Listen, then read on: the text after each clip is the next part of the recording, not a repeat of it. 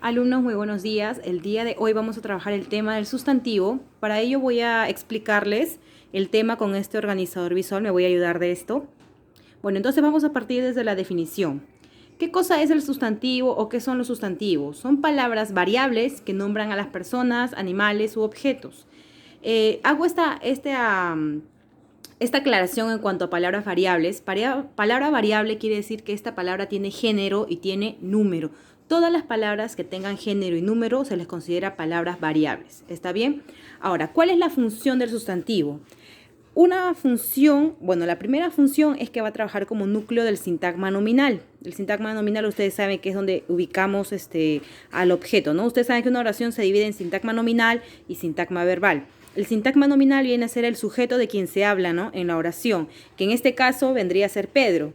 Pedro fue al cine. Entonces, la primera función del sustantivo es que va a trabajar como núcleo del sintagma nominal, que viene a ser casi lo mismo, o en palabras más sencillas, a decir núcleo del sujeto, ¿verdad? Que vendría a ser en la oración, bueno, el sujeto, el predicado, en la parte del sujeto, nosotros encontramos diferentes elementos, ¿no? Como modificador directo, modificador indirecto, aposiciones y el núcleo del sujeto. Bueno, en este caso el sustantivo va a trabajar como núcleo del sujeto, ¿no? Como ven aquí ustedes, el carro es rojo. El núcleo, o sea, ¿de quién o de qué estamos hablando? El carro, ¿no? Bueno, en este caso, carro. Clases de sustantivo. Ustedes ya los conocen, son muy sencillos. Tenemos el sustantivo común y el sustantivo propio. El sustantivo común es todo aquello que podemos nombrar, es decir, todos los elementos en general que notamos en nuestro medio ambiente vienen a ser sustantivos común. En pocas palabras, como se dice, todo lo que nosotros podemos ver, nombrar y se escriben con minúscula.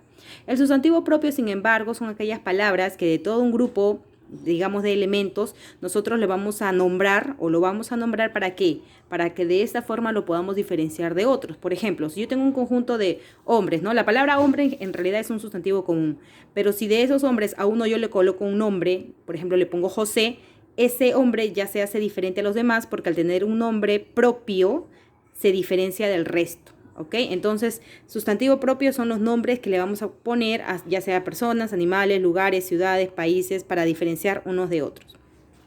El sustantivo individual y colectivo. El sustantivo individual te habla de un solo elemento y el sustantivo colectivo viene a ser ese nombre que le vamos a poner al grupo de elementos de una misma especie. Por ejemplo, el individual es cerdo, pero si yo hablo de un grupo de cerdos, para ya no decir cerdos, de repente digo piara, ¿no? Que es el conjunto o el colectivo de la palabra cerdo. Por ejemplo, también podría ser de perro, jauría, de isla, archipiélago. O sea, isla es un archipiélago, conjunto de isla, etcétera. Concreto y abstracto. Los sustantivos concretos son todo aquello que yo puedo tocar, percibir con mis sentidos, ya sea con la mano, con el olfato, con la vista, con el oído. Mientras que el sustantivo abstracto, son aquellos que no vamos a notar con los sentidos, sin embargo son idealizados, ¿no? Como por ejemplo los sentimientos, las emociones, las ideologías, etc. Sustantivo concreto, por ejemplo, mesa, zapato, pizarra, plumón, etcétera.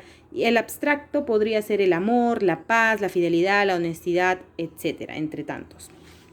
Sustantivos contables e incontables. Los sustantivos contables son aquellos elementos que podemos contabilizar.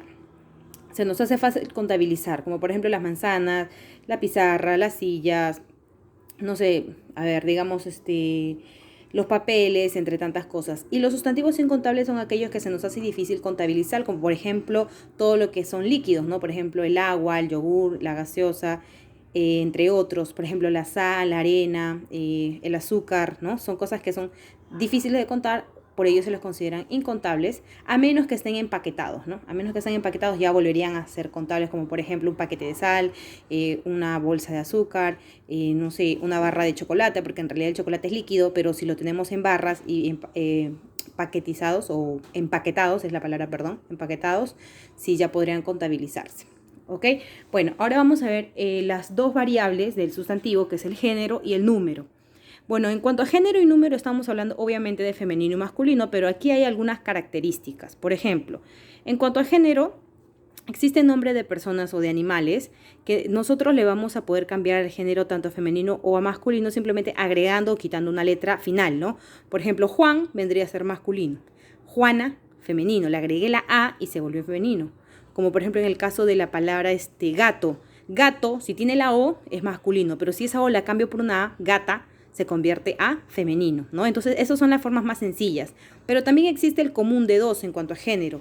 ¿Qué cosa quiere decir esto? Que a esa palabra yo no le puedo agregar una A o una O, cambiarla, sino que yo le tengo que anteponer un artículo definido, ya sea él para masculino o la para femenino, y así de esta forma yo poder diferenciar el género de ese sustantivo, como por ejemplo la palabra atleta. La palabra atleta termina en A, es cierto, pero yo no puedo cambiar esa A por la O para convertirlo en masculino. Yo no puedo decir atleto, o sea, no existe. Sin embargo, sí le puedo agregar un artículo, le antepongo el artículo el, y sería el atleta, haciendo referencia a un género masculino, o la atleta, haciendo referencia a género femenino. Contamos también con los epícenos. Los epícenos son aquellas palabras que que hacen referencia a los dos géneros, es decir, no necesita cambiarse ni la última letra de esta palabra ni agregarle un artículo femenino o masculino para poder diferenciar de quién estoy hablando, ya que los epícenos son palabras que trabajan para ambos géneros.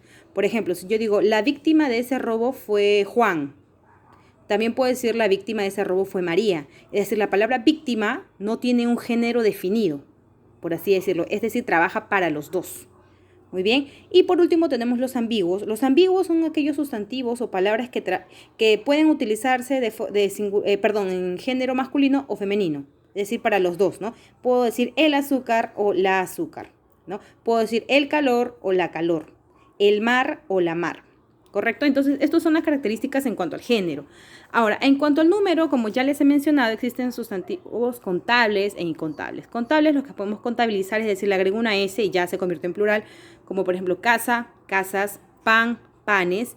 Mientras que los incontables yo no puedo agregarle una S o una ES para poder volverlos en plural, por eso se convierten en incontables, como por ejemplo arena, vino, arroz, etc. Yo no puedo decir las arenas o los arroces o los vinos, a menos que diga las botellas de vino, ahí sería otra cosa, pero los vinos no, es incorrecto. Entonces existen por lo mismo sustantivos contables o incontables, sustantivos singulares o plurales. Bueno, esto sería todo entonces, chicos, en cuanto a el sustantivo. Posteriormente vamos a seguir reforzando este tema para poder comprender con mucho más claridad. Eso sería todo, nos vemos, cuídense.